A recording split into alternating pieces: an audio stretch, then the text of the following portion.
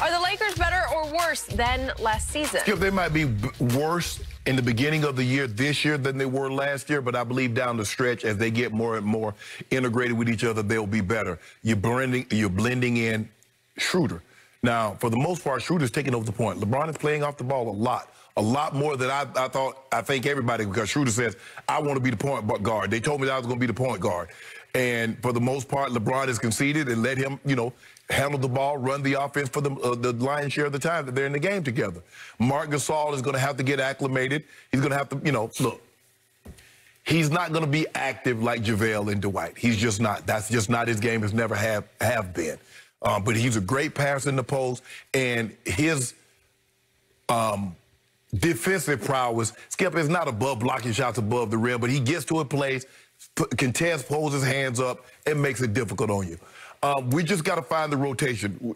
They want to get Wesley Matthews minutes, but Skip, it's hard to play him when his defense is slack and he's not making shots. So it's hard for him to get minutes. Kuz has been hit or miss.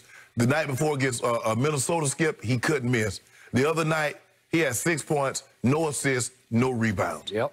And so right now, they're just trying to find continuity.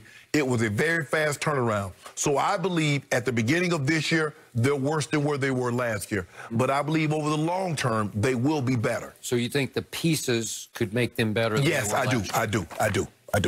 And you did not mention Montrez. Yes, Trez going to be just fine. And he's going to be what for you? Trez, look, they got him to give them offense, and we know he can give you offense and hustle. But he's also might have to forego some of that offense, Skip, in order to be better defensively. He's going to have to make sure he puts a body on those bigs. You just can't just go hustle guys for the basketball. And I think sometimes that's what he tries to do. But these guys are crafty. Cantor knows all the tricks of the trade. He'll fake one way and roll, and next thing you know, he has the ball. So Trez will be just fine. The guys, once they get a rotation, he's trying to find, okay, what lineup can I close with? But all of this would have been, if AD plays like AD, we're going to have another discussion, and it won't be anything about what Trez is doing. So I've heard many people in the media, and then I heard Damian Lillard say before he played at Lakers the other night, they won the offseason. I believe you thought they won the offseason. I'm sorry, I can't see it.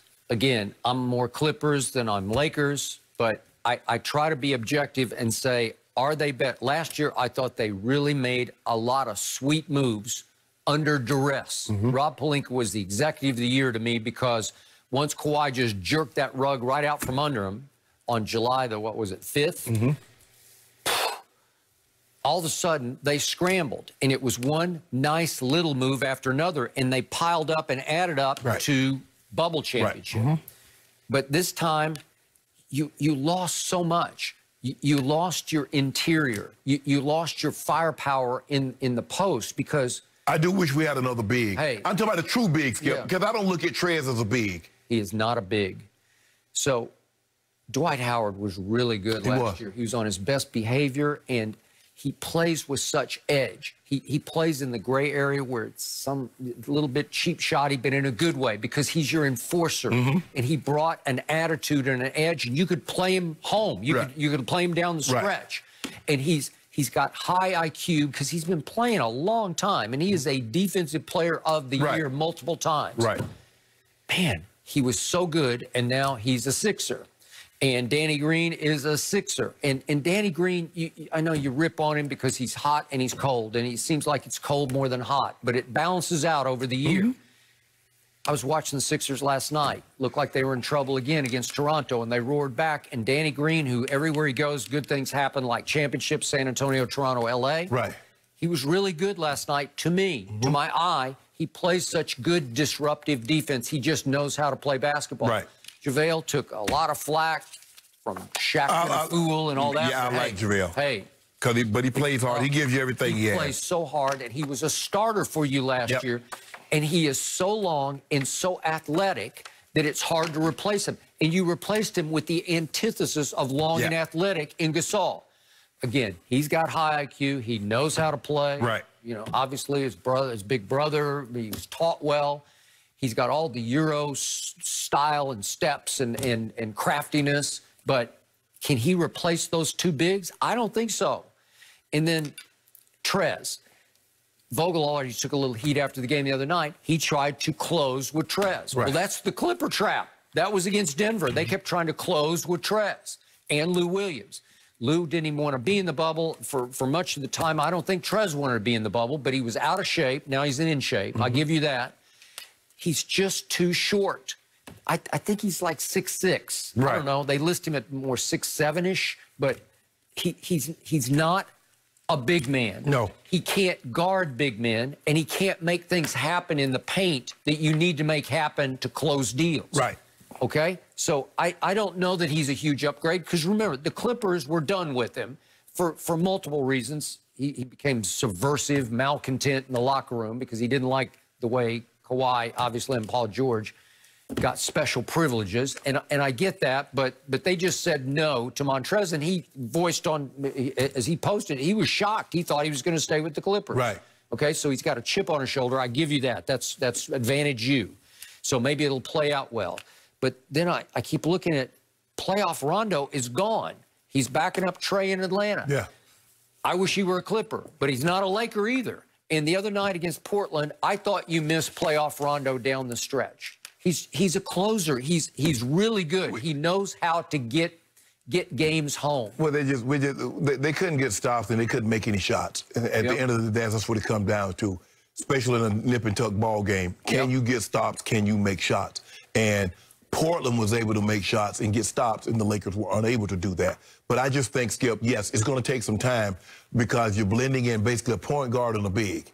So you got Schroeder and AD is going to have to find their chemistry. Mark is going to have to find, okay, this is where I need to be. This is how I need to do it. But like I said, I think early on they're not as good as they were last year. But I believe over the long haul, maybe a month into the season. Okay. No Danny Green, no Avery Bradley. You lost your two best perimeter defenders, unless you want to throw Wes Matthews. I haven't seen it yet. Right. In his past, he has been that guy. And he's been a decent three-point shooter, but now he can't buy one. No, he can't. But those two guys are really big-time 3-and-D guys who can make them at the highest level in big games. KCP's playing really well for us. Okay, I got that. But he was there, and he's still there. Skip, they keep counting on Kuzma. And he's never been able to fit in with LeBron and AD as that third wheel. He just needs to be consistent. You can't give somebody 22, 23 one night and then turn around and give them 6. Just be consistent. If you just give them a consistent 15 to 17, that's better than the highs of 23 and the lows of 6. I don't know why, but he always comes across to me as an outsider looking in, like he's not in the club. With LeBron and AD. That's how it feels. Well, ain't nobody in that club. Okay. Yeah, I mean, ain't nobody in the club. No. Well, unfortunately, the club was closed in the fourth quarter the other night because AD, your MVP this year, I don't know what happens to him. He just sort of disappears in fourth quarters. He scored 2 points and had 1 rebound. You got to demand it. Yep. He has to demand the basketball. Because the best I've ever seen him play was in the bubble. And I don't know what got into him, but I haven't seen that AD out of the bubble back in Los Angeles. I've seen him play. You saw him lead before the bubble, Skip. You saw what he did, was doing to the Clippers. You saw what he did to the Nuggets. AD is AD. He just has to understand that he's AD all the time.